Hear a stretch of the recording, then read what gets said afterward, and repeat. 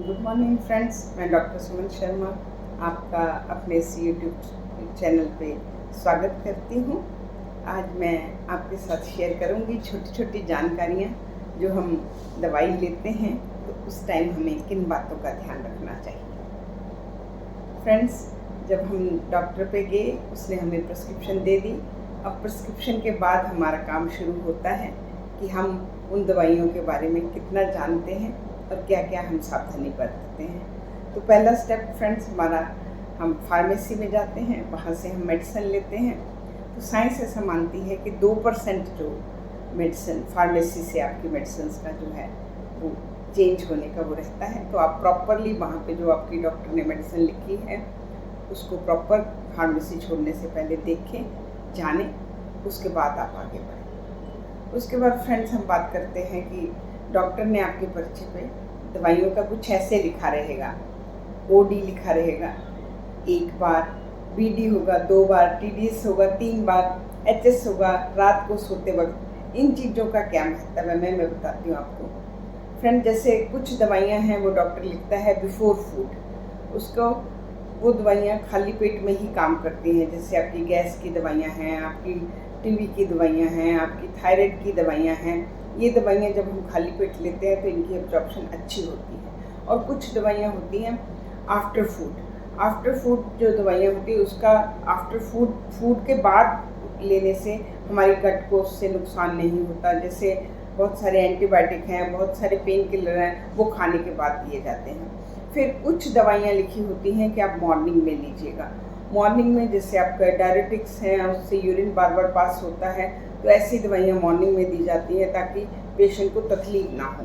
और कुछ रात के लिए लिखी होती हैं, जैसे आपकी नींद की दवाइयाँ हैं, या आपके खांसी जुकाम वाली दवाइयाँ हैं जिनसे आपको थोड़ी सी सिडेशन होती है, तो पर्टिकुलरली वो रात को लिखा जाता है। तो जिस तरीके से डॉक्टर ने आपको दवाइयाँ लिखी हैं आपको उसी तरीके से उनको फॉलो करना होगा। अगर हम वो वाला मोड नहीं फॉलो करते तो हमारा ट्रीटमेंट उतना इफेक्टिव नहीं होता। कुछ दवाइयाँ इन बिटवीन द मील्स ली जाती हैं, जैसे पेनक्रियास की कुछ मेडिसिन है, एंजाइम हैं जो खाने के बीच में लिए जाते हैं।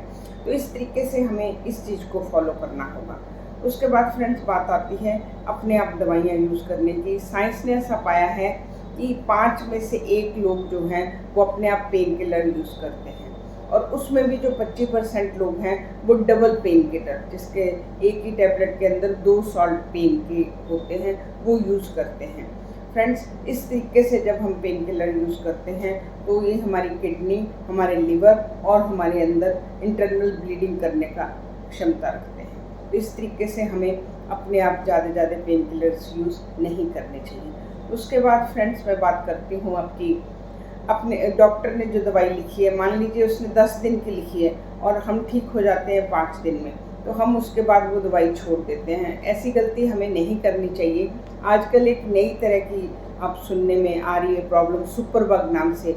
ये एक तरह का बैक्टीरिया या फंगाई होता है, बट इसका हम बार बार दवाइयाँ लेके, जो एंटीबायोटिक लेके जो रेसिस्टेंट हो जाता है।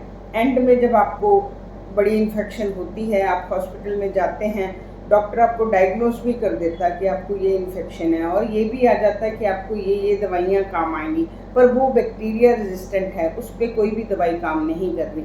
अब आपके पास डॉक्टर भी है, डायग्नोसिस भी है, मेडिसिन भी है, पर आपका ट्रीटमेंट नहीं हो रहा। क्यों? क्योंकि हमने जाने अनजाने में थ्रू आउट जब थोड़ी सी प्रॉब्लम हुई अपने आप एंटीबायोटिक लेके खा लिया, 3 दिन खा लिया, 2 दिन खा लिया, पूरा कोर्स हमने कभी नहीं लिया। इसलिए अगर हमें प्रॉपरली डॉक्टर बोलता है कि आप 10 दिन दवाई लीजिए, अगर हम ठीक भी हो जाते हैं तो हमें 10 दिन उसका कोर्स करना चाहिए, ताकि हम इस इन्फेक्शन से बचें जो कि मॉडर्न ईरा की इन्फेक्शन है। यूनाइटेड स्टेट में पर ईयर 35,000 लोग जो हैं इस सुपर बग इन्फेक्शन से मर रहे हैं। और अब ये तो मेट्रो सिटीज़ में, ये इंडिया में भी बहुत सुपर बग इन्फेक्शन जो है बहुत बड़े पैर पसार रही है। इससे बचने का एक ही तरीका है कि अननेसेसरी एंटीबायोटिक यूज़ ना करें, सेल्फ मेडिकेशन ना करें, डॉक्टर की बताई हुई दवाई लें और प्रॉपर जो है उसी को लें।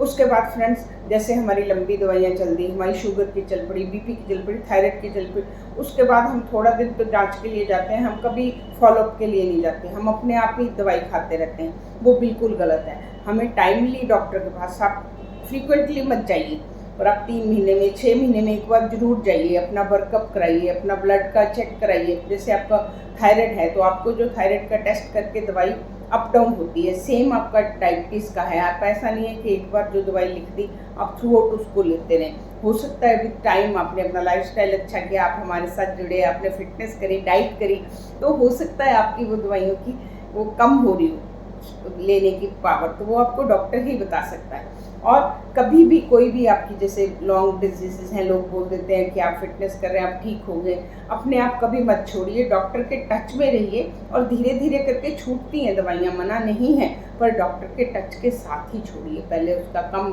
डोज होगा, फिर उसके बाद डॉक्टर बोलेगा तो आप छोड़िएगा, अपने आप नहीं छोड़ना। अगर कोई दवाई एक्सपेंसिव भी है, आप नहीं अफोर्ड कर पा रहे, आप डॉक्टर के पास जाएं, वो आपको और बहुत सारे रास्ते बताएगा कि कहाँ से आप अपना सस्ता या अच्छा इलाज और करा सकते हैं। पर अपने आप इस पे मत छोड़िएगा कि मैं अब दवाई नहीं ले। उसके बाद फ्रेंड्स मैं बात करती हूँ आपकी दवाई की स्टोरेज की। दवाई के ऊपर लिखा होता है कि आपको रूम टेम्परेचर पे रखना है, आपको रेफ्रिजरेटर पे रखना है। कुछ दवाइयाँ हैं जैसे हमारी इंसुलिन है, उसे रेफ्रिजरेटर की ज़रूरत होती है। कुछ इंजेक्शन है जिन्हें हमें रेफ्रिजरेटर में रखना होता है। बाकी दवाइयों को आप अपने रूम टेम्परेचर पे रखिएगा। उसके बाद फ्रेंड्स टाइमिंग की बात होती है, हमें अपनी टाइम से ही मेडिसिन लेनी चाहिए, क्योंकि प्रॉपर टाइम ही है। अगर आपको 2 बार दवाई लिखी है तो उसको आपका जो बीच का गैप है वो एकदम फिक्स करिए कि सुबह आपने अगर 9 बजे ली है तो शाम को आपने जितने 8 बजे 7 बजे जो भी आप टाइम सेट करिए उसी टाइम के अंदर लीजिएगा, क्योंकि दवाई का आपके अंदर पूरा उतना टाइम रहता है बैक्टीरिया को मार क्षमता। उसके बाद फ्रेंड्स मैं बात करती हूँ कि अगर आपको डॉक्टर ने डोजेस बोली है, कोई आपको सिरप दिया है, कोई आपको 30 ml बोला है या आपको 20 ml बोला है, तो उसका जो नाप है उसी के साथ लीजिएगा। आप ऐसा मत सोचिए कि आप किचन में गए 1 चम्मच लिया और आपने उससे ले लिया, उससे आप अंडर डोज लेंगे, क्योंकि हर एक आदमी की डोज जो है उसके वेट के हिसाब से अलग अलग होती है। तो उसमें या तो हम ओवरडोज कर जाएंगे। हम बहुत से लोगों को ऐसा जानते हैं, जैसे कई खांसी के शरबत, जब शरबत ऐसे बॉटल लेते हैं ऐसे पी लेते हैं, तो वो बिल्कुल गलत है। चाहे आप चम्मच से लेते हैं वो आपका अंडर डोज रहेगा, आप ऐसे बोतल से लेते हैं वो आपका ओवरडोज रहेगा। दोनों कंडीशन में आप अपने साथ गलत कर रहे हैं। तो फ्रेंड्स ज़रूर आप नाप के जितना बोला है डॉक्टर ने उतनी दवाई लीजिए। दवाई आपके वेट के हिसाब से, आपकी बीमारी के हिसाब से और आपको कितना वो चाहिए उस हिसाब से बनी हुई है, तो आप इसमें भी ऐसे मत करिए। उसके बाद फ्रेंड्स मैं बात करती हूँ कि आपकी दवाई जब आपका ट्रीटमेंट ख़त्म हो गया, कुछ दवाइयाँ आपकी बच जाती हैं, तो हम कोशिश करते हैं कि उनको रख लेते हैं कि हम दोबारा यूज़ करेंगे, पर साइंस ऐसा बोलती है कि आपको ऐसी दवाइयाँ घर में नहीं रखनी चाहिए, क्योंकि दोबारा गलती से आप उनसे कोई भी दूसरा भी यूज़ कर सकता है। तो आपको प्रॉपरली, अगर आपकी बीमारी ख़त्म हो जाती है तो जो दवाइयाँ बचती हैं उसको प्रॉपरली आप अपने उसको डिस्पोज ऑफ करिएगा। तो इस तरीके से फ्रेंड्स ये छोटी छोटी चीज़ें हैं, हमें मेडिसिन लेते हुए इन चीज़ों का ध्यान रखना चाहिए। तो उस तरीके से हमारी मेडिसिन जो है वो हमें टाइमली ठीक भी करती है और हम उससे बाहर भी आते हैं। और साथ में फिर आपको मैं फ़िटनेस का तो बताती रहती हूँ कि आप बैलेंस डाइट लीजिए, आप अपना फ़िटनेस का करिए। ये भी इसीलिए है कि आपको दवाई कम खानी पड़े, पर जो खानी है वो प्रॉपरली खानी है।